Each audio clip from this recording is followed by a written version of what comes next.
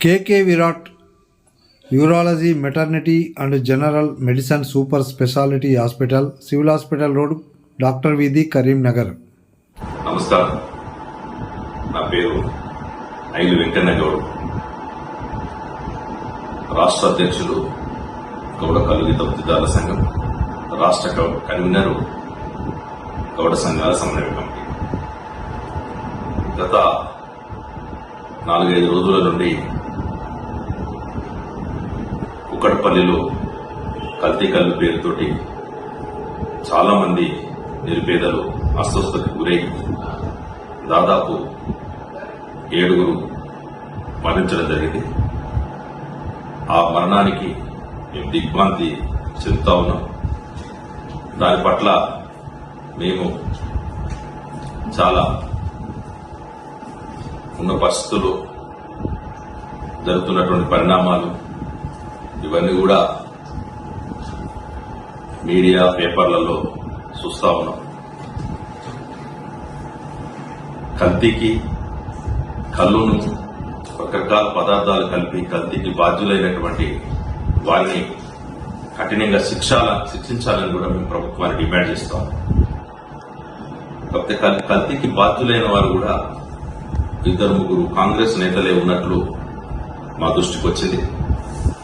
పార్టీలకు అతీతంగా జరిగిన సంఘటన పైన అందరూ కూడా స్పందించాలని, ఇప్పటికే చాలా మంది క్షతగాత్రుల్ని ఆయా పార్టీల నాయకులు పరామర్శిస్తా ఉన్నారు.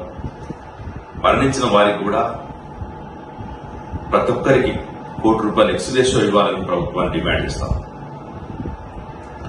దాంతో పాటుగా ఎక్కడో కుక్కడపల్లి, హైదరాబాద్ కు చాలా దూరంలో పాత రంగాడి జిల్లాలో ఒక ప్రాంతంలో ఒక 2-3 కల్లు దుకాణాల్లో కల్తీకి పాల్పడి చాలా మంది ఇబ్బంది జరిగిన మాట వాస్తవమైనా అక్కడ వారిని కఠినంగా చట్ట ప్రకారం శిక్షించాలి అనేది మా డిమాండ్. కల్తీకి కారకులైన వారిని శిక్షించండి, కల్లు గీత వృత్తిని రక్షించండి. రాష్ట్ర వ్యాప్తంగా లక్షలాది మంది కల్లుగీత వృత్తి పైన ఆధారపడి జీవిస్తా ఉన్నారు. వేలాది కల్లుగీత సొసైటీలు, టీఎఫ్టీలతో ఈరోజు వృత్తి కొనసాగుతుంది. అనేక మంది చూస్తా ఉన్నాం, చెట్ల మీద నిలబడి ఎంతో మంది మరణిస్తా ఉన్నారు. ఏనాడు మా మరణాల పట్ల మీడియా గాని, పేపర్లు గాని, ఎలక్ట్రానిక్ ప్రింట్ మీడియా గాని మా పట్ల ఏనాడు కూడా మరణించిన పట్ల స్పందించలేదు. మాకు రావాల్సినటువంటి నష్టపరిహారం గురించి మాట్లాడలేదు. చాలా జిల్లాల్లో ఇప్పటికీ నిన్నగాక మొన్న కూడా ప్రతిరోజు రాష్ట్ర వ్యాప్తంగా ఎక్కడో ఒక్కడ సంఘటనలు జరుగుతా ఉన్నాయి. మా మరణ మృదంగాలు కొనసాగుతున్నాయి. అయినా మీడియా, పాలకులు, ప్రభుత్వాలు స్పందించట్లేదు.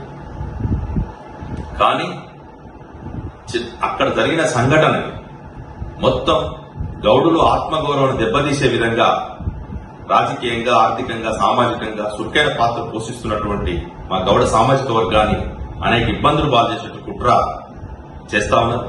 దీన్ని ఆసరాగా చేసుకుని ప్రభుత్వం పోలీసు యంత్రాంగం ఎన్సీబీ పేరుతోటి, నార్కోటిక్స్ పేరుతోటి, స్పెషల్ టాస్క్ ఫోర్స్ పేరుతోటి, ఎస్టీఓ పేరుతోటి పోలీసులు స్థైర్య విహారం చేస్తూ మమ్మల్ని అరెస్టులు చేస్తూ రాష్ట్ర వ్యాప్తంగా ఇబ్బంది పాలు చేస్తా ఉన్నారు.